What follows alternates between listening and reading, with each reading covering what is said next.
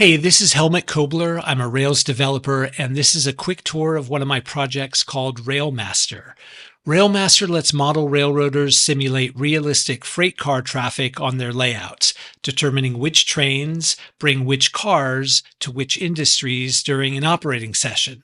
You model your railroad inside the app, starting with all your freight cars, and there's support for most of the variants and styles of cars on the road today. You'll model your train engines too.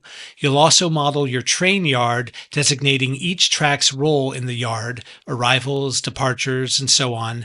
And then you define the local train lines that run from that yard. We have two lines here, each serving a different set of industries. Finally, you model those industries, like this bakery, including what resources they receive or ship out by rail. The bakery receives various fruits in common box cars, flour in a covered hopper, different grades of corn syrup in tankers, and it ships out pies by refrigerated boxcar. Each resource has its own parameters. This corn syrup comes in tankers, but only tankers designated for food grade contents. After a tanker is dropped off, I've given it a 75% chance of being unloaded and ready for pickup within a day, but it will definitely be ready for pickup by 2 days.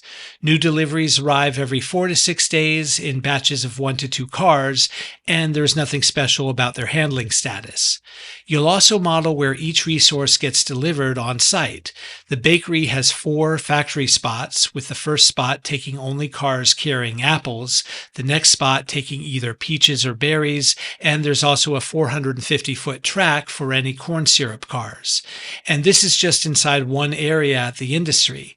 If it's a big industry, like this massive borax and soda ash mine outside of Los Angeles, you can create multiple areas, each with their own spots and tracks. So now we can model a second factory at the bakery just for its peach business.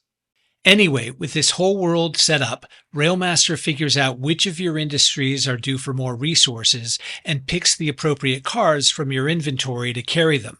Then, for each of your local lines, it creates a new train telling you which engine to use from your yard, which cars will go behind it, and in what order for efficient delivery and to comply with real-world safety regulations.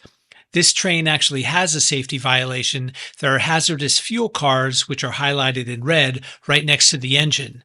The app tried to separate them with some buffer cars, but I have no buffers in my yard right now. It did, however, properly separate these lumber cars from the fuel because lumber can be a shiftable load. Finally, when you've built that train in your yard, the app generates what's called a switch list, which tells you which cars to deliver and pick up from each industry. At Inland Oil, you'll place these 2 fuel cars on track 1, but the app knows that track 1 won't have room for this third car, so it's telling you to park it off spot, which means anywhere nearby, wherever it'll fit, and you'll probably move it to track 1 tomorrow when the other cars are picked up.